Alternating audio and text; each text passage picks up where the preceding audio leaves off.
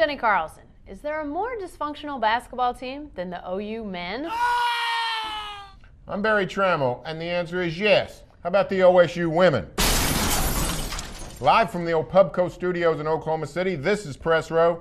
Jenny, we've got us a couple of very dysfunctional teams that at some point in this season were ranked very high. Yeah. Now both are in free fall. I actually think the OSU women, who just about 3-4 weeks ago were in the top 10 of the women's poll, I think they're more in free fall than the OU men. This is a team that has lost home games to teams it shouldn't lose to, had to bench its superstar point guard Andrea Riley. This is a team in disarray. Yeah, but they bench Andrea Riley and everybody throws up their hands and says, what's happening? OU benches a player every day, every game it seems like. This is a team that has been struggling from the word go. I think the OU men are by far the more dysfunctional team, Barry. In fact, I think you could look at OU's men's schedule and say they might not win again in the regular season, may not win another game this year. And the OSU women, I think there's still a chance to go on the road to Texas Tech, to have a home game against Iowa State, and still win a couple games before the season's out.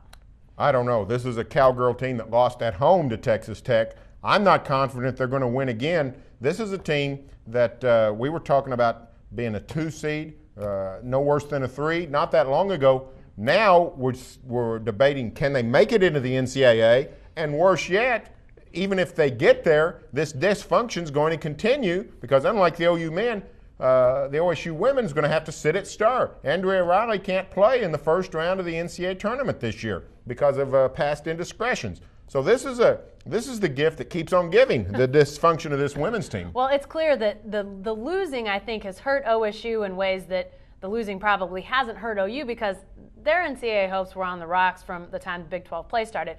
But OSU women, I think people could say they're a huge disappointment, but let's remember, this was a team at the beginning of the year that wasn't expected to finish in the top half of the Big 12, and they surely weren't expected to be ranked in the top 10 at any point in the season.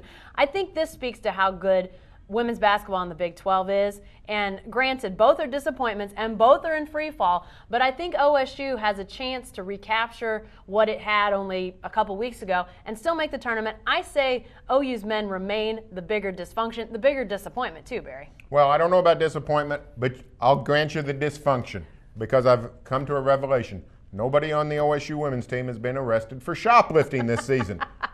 Let's do it for now on Press Row. Stay tuned for further college basketball coverage on News OK, as well as every day in the Oklahoman.